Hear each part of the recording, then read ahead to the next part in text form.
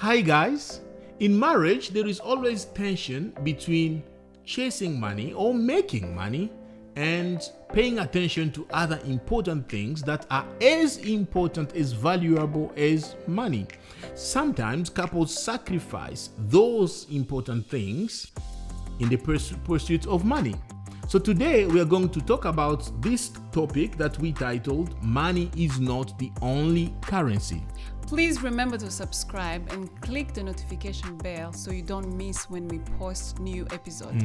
Remember to share it with your friend and family. Welcome to Mike and Christelle podcast, where family meets faith and fun. Currency is a medium of exchange for what we need or what we want. Medium of exchange. What we need, like bills, paying the bills, or groceries, or paying for your mortgage and all that. It's important to work for money, to make money. And we encourage people, or couples, we encourage people to make as much money as they can. Yeah. We work for money. Both of us, we work and we make money. But the thing that we want to emphasize here is we normally know, all of us, we know that money cannot buy everything. Yeah. We know that money cannot buy happiness. We know that. But the way we design our lives sends a different message. We say that money cannot buy happiness, but what we do normally, we keep ourselves busy with some things that we sacrifice some important aspect of our lives for money. So we want to bring your attention to that because we've learned also that thing, and I think it's something that we do every day and we forget to pay attention to these things. And for example, the first one that we want to discuss is peace. Peace. Peace is priceless in marriage. Yes. Peace is priceless in marriage. For example, some cultures will allow, or not even some culture, some people, even in the West, everywhere. Yeah. You will come and live with your in-laws.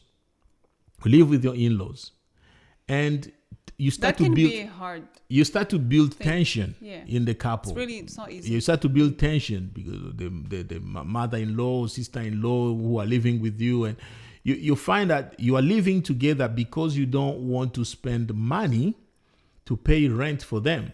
And that can be sometimes detrimental. Yeah. We got to say that some people, they choose that as their way of living. Yes. It's not about the money. But some other people, they do it because they don't want to spend more money to pay for. If it's a choice and it's working for you, it's fine. Perfect. But we've seen even couples coming together and say, two couples, we're going to live together because we don't have money. Let's share an apartment. And you find things start to happen. You begin to see things that, your peace just gets disturbed. Yeah. Because, for example, if we say, let my wife's friend come live with us, and my wife's friend and husband, they come and live with us. As much as we love each other, we can start just seeing some tension. Because people have different way of living their lives. Yes. And especially as a couple, you want to be able to, Yes. enjoy your life as a couple. Yes. And so if you decide to live with your mother-in-law and father-in-law, the in-laws, thinking, we don't want to spend money here. Let's just live together. We'll figure it out. Yes. And then your peace start to be disturbed. Yeah. That is, you've just sacrificed something important. Your peace is very important. You can't sacrifice it at the expense. Yes. You can't go after money at the expense of your peace. So we advise that if you can afford it, because sometimes you can't afford it, it's okay. We are not here to judge anyone. Yeah. But if you can afford it, spend the money, pay for your mother-in-law or pay for them to stay somewhere instead of welcoming them in the house and lose your peace. Yeah. And be honest about it. If it's your mom, I should be able to tell you your mom. If it's my sister, we should be able to, as a couple, to discuss that and be honest with each other. Because if it's my wife's mother, I will be kind of politely, I will struggle to say it. Because our culture does not allow to really comment on your mother-in-law. So that will be a tension. But if in marriage, it's always important to be open, discuss it, say, I don't think the presence of mama here is helping. is healthy. So let's rent a house. And I think our generation, mamas can now understand, or most mamas can understand, or most family members, in-laws can understand that it's not really a good idea to live with a couple. It's not a good idea. It has nothing to do with love. It's just peace is a currency that you can't replace with money. Yeah. Yes. The second thing is good health. Yes. Good health is the greatest gift from God. Yes, it is. Greatest Definitely. gift. Couples should try as much as they can to be healthy, to stay healthy. Yes. Working hard is a virtue. I believe in working hard. Yeah, me too. I believe in working long hours. My wife works hard. I work hard. We really work hard, long hours. And so many people that are watching And work we've hard. seen really many people work hard. So working hard has become a trend. Look, in our generation, working hard is a trend.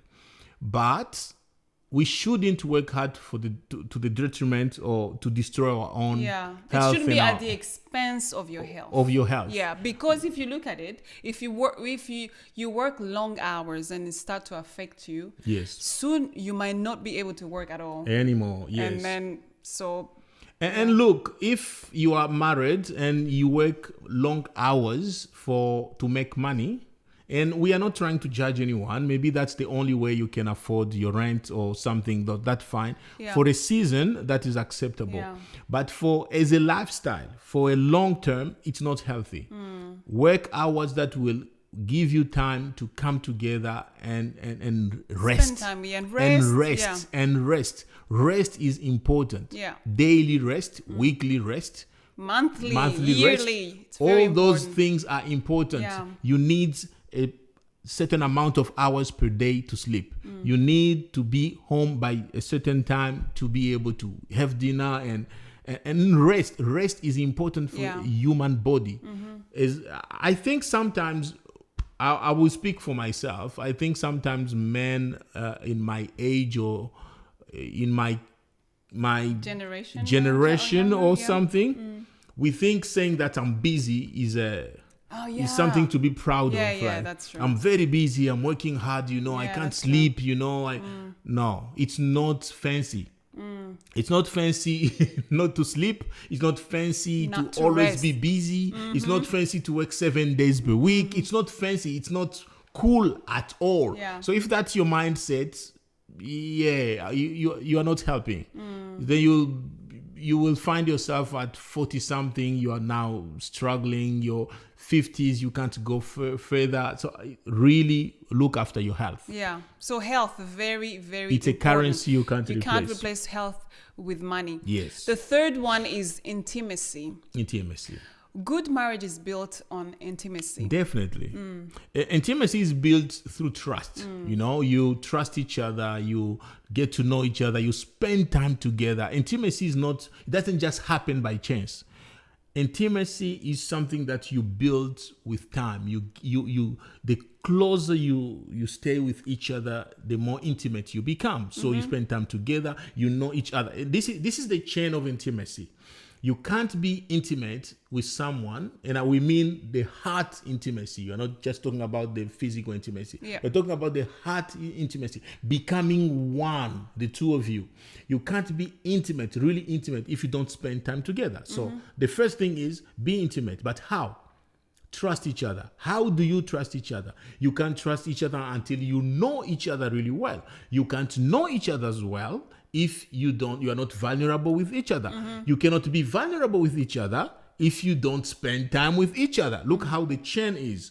You need to spend time together, to be vulnerable, to know each other so that you can trust each other. So trust does not just appear. It's a process. So sometimes couples will sacrifice time together for money. You go to work, you go with your friends, you go with this, you go there, and you forget that you need to spend time with the only person that you have promised to grow old together with. It's a mistake. Work and money should not replace your time with your wife. It should not. With your husband, Yeah. it should not. Intimacy cannot be bought by money. Intimacy is bought by time.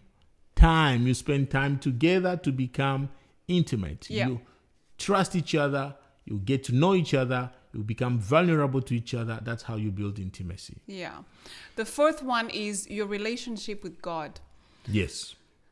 The Bible says that in Mark 8:36, Yeah. it says that, and what do you benefit Yes. if you gain the whole world but lose your own soul? Yes. I think sometimes we think getting money will give you the whole world. And to be honest, if you get money, you can buy almost everything Yeah. on this earth. Yeah.